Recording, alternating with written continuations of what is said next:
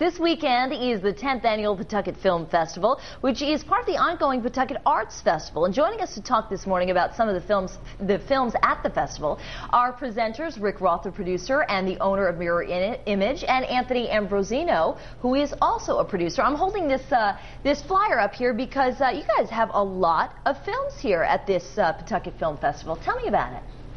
Well, not only do we have a lot of films, we have a lot of music. We have live music, free food, beer, sponsored by Sam Adams, and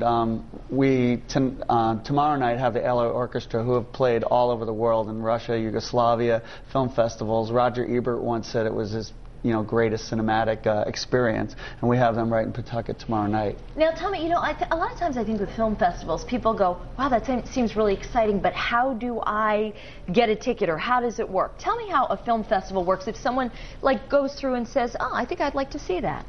Basically, they can just come on down to the Pawtucket Visitor Center, okay, or Friday night the 4th, tomorrow.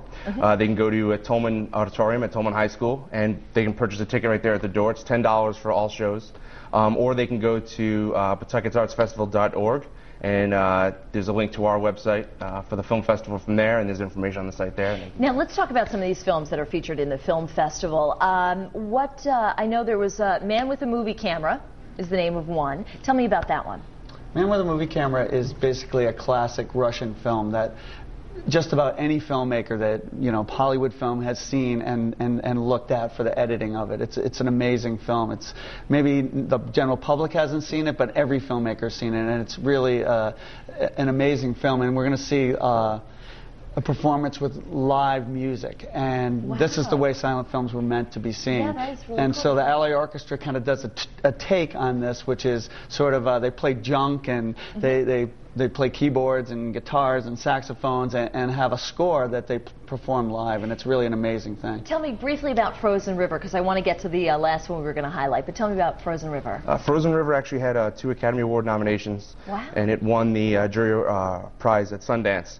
I don't want to give too much away. I'll just basically say that it's a film about 2 women, parallel lives that get struck with economic hardship, and they go into the business of smuggling people across the Canadian border into America. Interesting. Lastly, I just want to talk about the tent, because this morning everyone has been sharing their stories about the tent. As a matter of fact, there was someone here who was talking about jumping up on stage, and the Temptations were performing, and the Temptations effectively became her backup singers.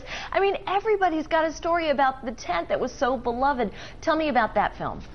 Basically, it was actually luck that we got it in the last minute. It's something I had hoped to get in, and we just made a phone call at the 11th hour and said, hey, would you be interested in showing? And the producers were like, absolutely. I think that it's going to be a really popular one, because people are really upset that it's now gone. So that's great. Thanks so much for coming in. Thank you for having us. And if you're interested in more information about the Pawtucket Arts Festival, just head to our website at foxprovidence.com. Patrick, over to you. All right, thanks.